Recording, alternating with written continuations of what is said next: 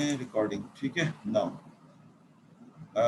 we are talking about the decision tree, right? So where is a decision tree in machine learning model? Basically whenever data whenever data is provided, जब आपको कोई data दिया जाता है, suppose करो this is a data. अच्छा, एक बात देखिएगा कि जो डेटा है इसके अंदर साथ में आपको इसका लेबल भी जो है दिया जाता है, डेटा का लेबल। यानी जब ट्रेनिंग करने जाते हैं तो लेबल और डेटा दोनों साथ होते हैं। Data is means attributes and label means target class, जो हम बार बार पढ़ते आ रहे हैं। ये जब आप मशीन लर्निंग एल्गोरिथम को देते हैं तो आप कहते हैं कि मैं इस पे कोई एल्गो लगाऊंगा, लेट्स सपोज डिसीजन ट्री। मैं इस पर डिसीजन ट्री जो है वो अप्लाई करूंगा। तो डिसीजन ट्री अप्लाई करके हम चाहते क्या है कि एक मॉडल तैयार कर लें जो फ्यूचर प्रिडिक्शन करने के काबिल हो, और ये मॉडल आप रेडी कर लेते हैं। ये मॉडल जो रेडी होता है ये एक खुद एक प्रोग्राम होता है, ताकि एक टेस्ट डेटा जब आपके पास आए, test data means without label, the test data means the same attributes, जैसे ये डेटा था ट्रेनिंग का, ऐसा ही टेस्ट डेटा जो है आपके पास आए, but without label. You can predict the label for this test data. This is the machine learning model. We already have seen this type of the model for others, क्योंकि ये एक standard model है। बस हमें करना क्या है कि ये वाली चीज़ पढ़नी है कि how this decision tree is form, कैसे ये बेसिकली काम करता है। तो हमारा मेन गोल ये है कि हम ये पढ़ें कि ये काम कैसे करता है, और कोड में ये वाला मॉडल डिज़ाइन करके तैयार कर लें। तो ये दो काम हमें डिस्कस करने हैं ताकि हम किसी भी टेस्ट डेटा के ऊपर अपने मॉडल को चला के देख सकें। तो जैसे मैं नाम से ज़ाहिर है कि ट्री है तो नॉन लीनियर है। नॉन लीनियर का मतलब ये है कि हम इसको देख लेते हैं कि आज के आउटलाइन में हमारे पास है, एग्जाम्पल्स हैं, इंट्रोडक्शन है, ID थ्योरी, ह्यूरिस्टिक एल्गोरिथम है, प्रिंसिपल्स हैं, एंट्रोपी है, इंफॉर्मेशन गेन है, एंड एवेल्यूएशंस है कि किस तरह से हम डिसीजन ट्री के एवेल्यूएशंस करते हैं। इसमें कहता क्या है कि decision tree is a tree structure classifier. अब देखें वर्ड क्या है, ट्री स्ट्रक्चर क्लासिफायर। यानी डिसीजन ट्री जो है वो एक ट्री बेस्ड क्लासिफायर है। क्लासिफायर का मतलब आपको बता दूं मैं कि ये बात कर रहा है क्लासिफिकेशन टाइप डेटा की। अच्छा, इंटरेस्टिंग बात ये है कि डिसीजन ट्री जो है वो रिग्रेसर भी है और क्लासिफायर भी है। तो यहाँ पर हम सिर्फ क्लासिफायर लिखें तो ये थोड़ा सा नाइंसाफी हो जाएगा रिग्रेसर के लिए। तो classifier and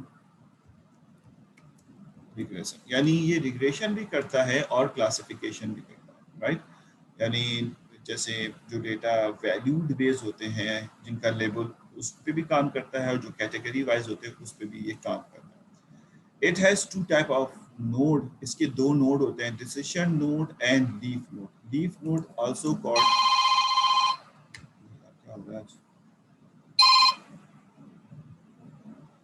the leaf node also called the prediction node। Leaf node जो है वो प्रिडिक्शन नोड भी होते हैं।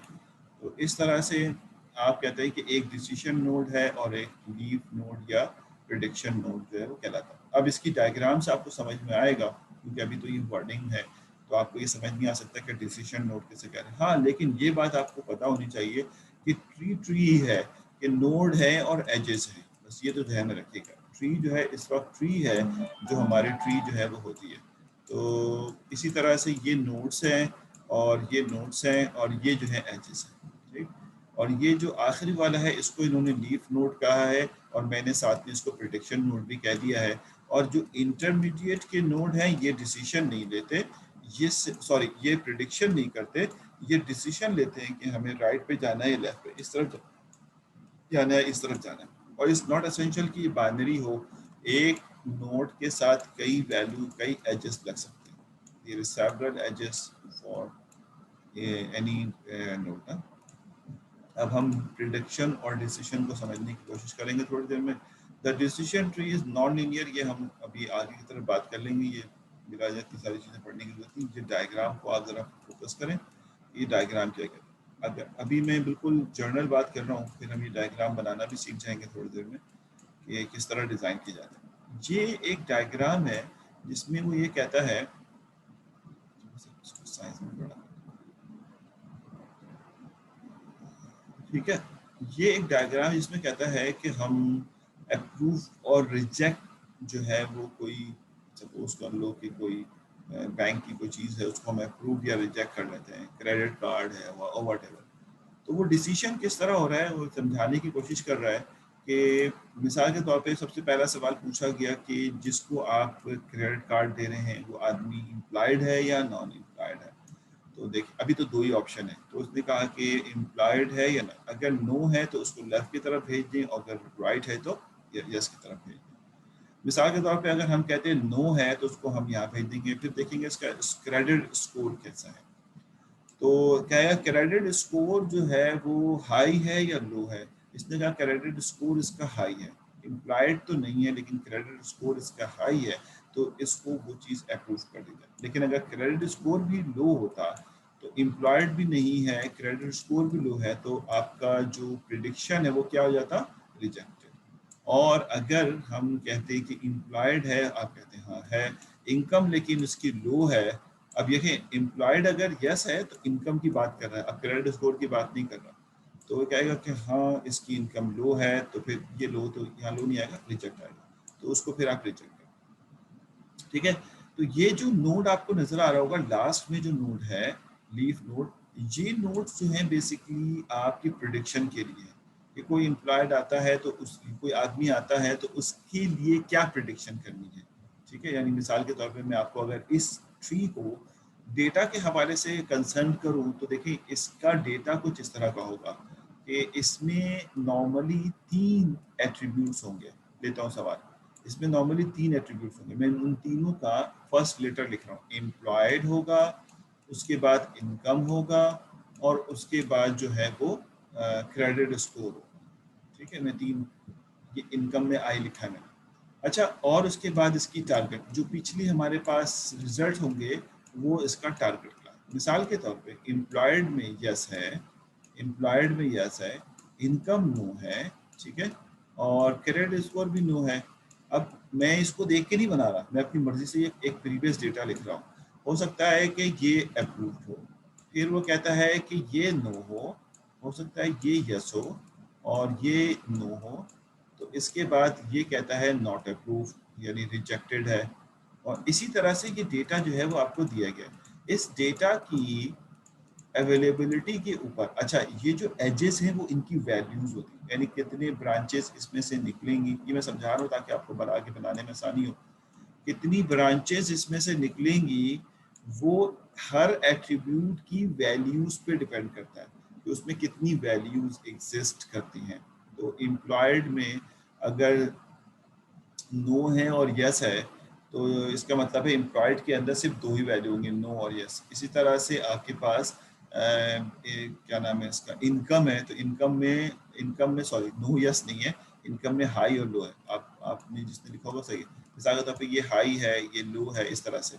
एंड सिमिलरली क्रेडिट स्कोर में भी हाई है और लो है, तो ये नो नहीं है, हाई है या लो है, इस तरह से ये बात यहाँ पे हो रही है।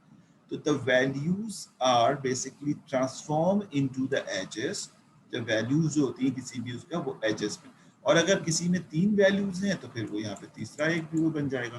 तो अब आपने सवाल यहाँ पे बहुत सारे रेज होते हैं कि जब 3 एट्रीब्यूट्स हैं तो हमें कैसे पता चला कि एम्प्लॉयड जो है वो पेरेंट नोड होगा, यानी रूट नोड होगा।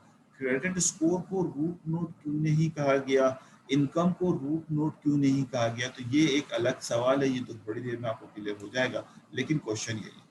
तो आपने कहा लेकिन फिलहाल हमारे पास अब कोई आदमी आता है, उसका एम्प्लॉयड जो है वो यस आ रहा है, और उसका इनकम जो है वो नो आ रहा है, और उसका जो क्रेडिट स्कोर है वो यस आ रहा है।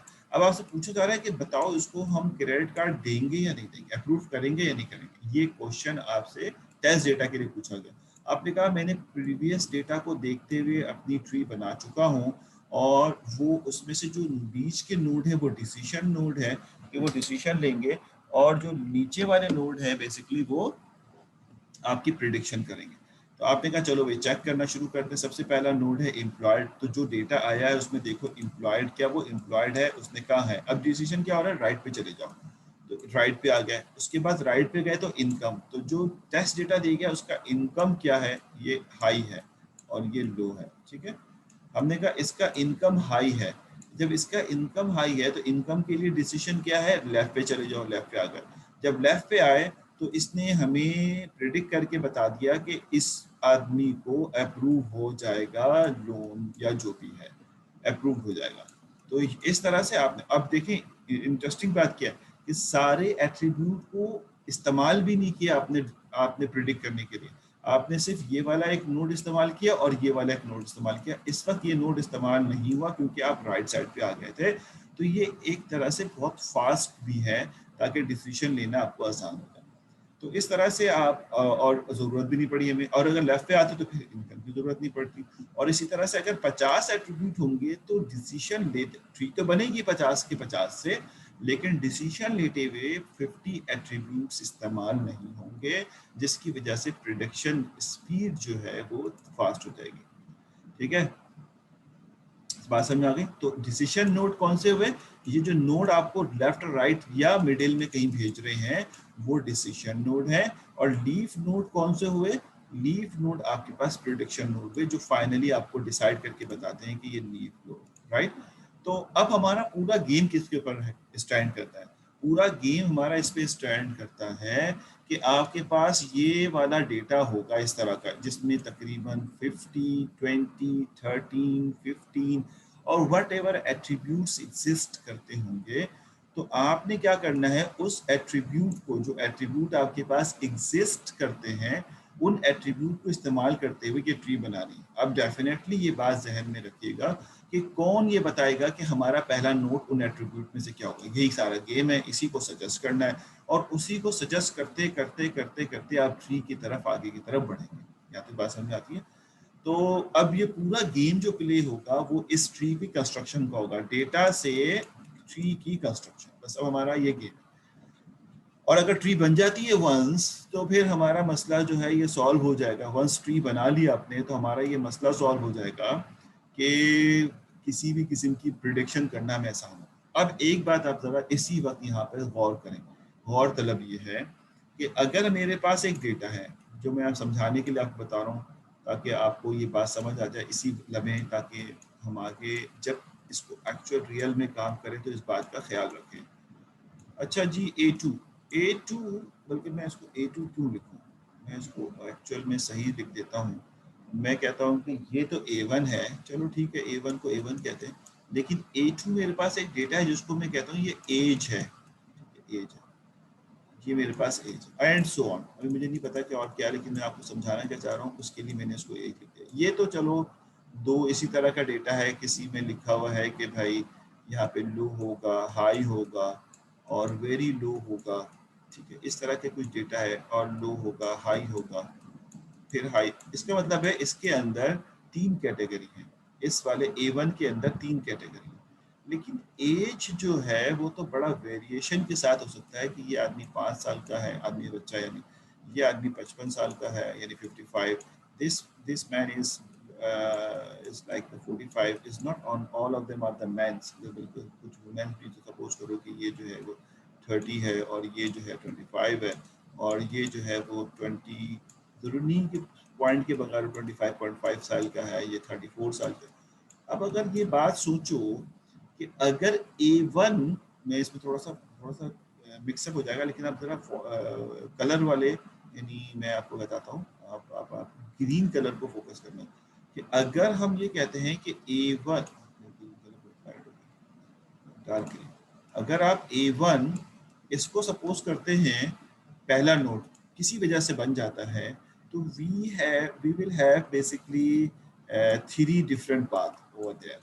One is called low, one is called high, and one is called very low, right? Is it clear? It is very easy to basically go in this format.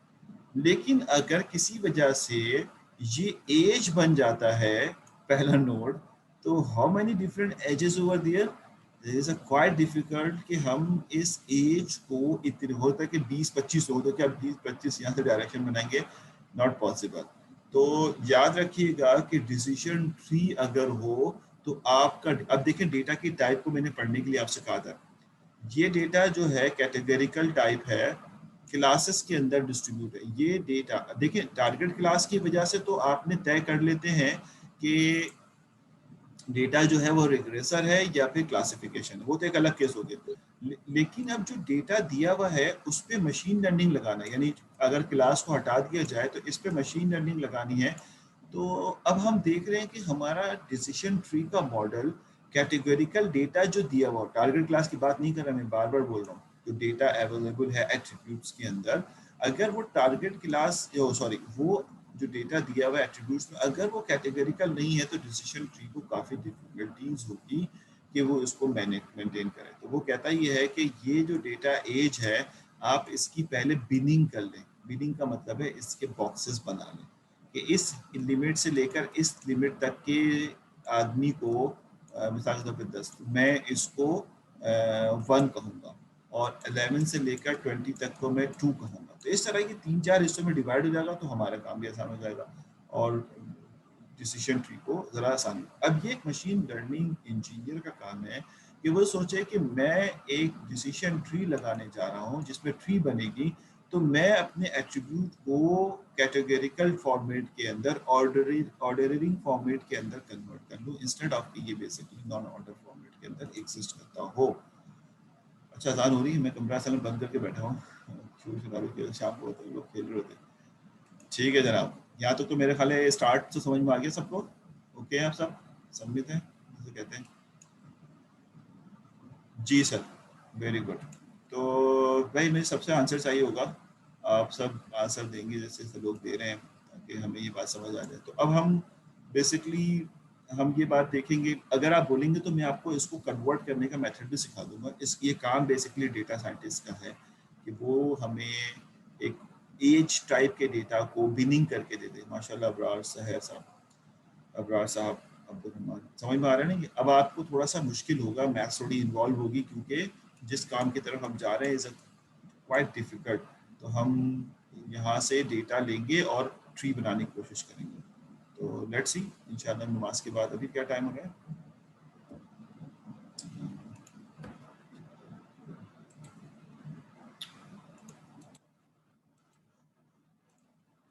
6:40 हो रहा है और 15 minutes में हम आते हैं, ठीक है? 40 और 10, 50 और 55 पे नमाज पढ़ के आते हैं और उसके बाद दोबारा शुरू करते हैं। मैं इसको बंद कर देता हूँ।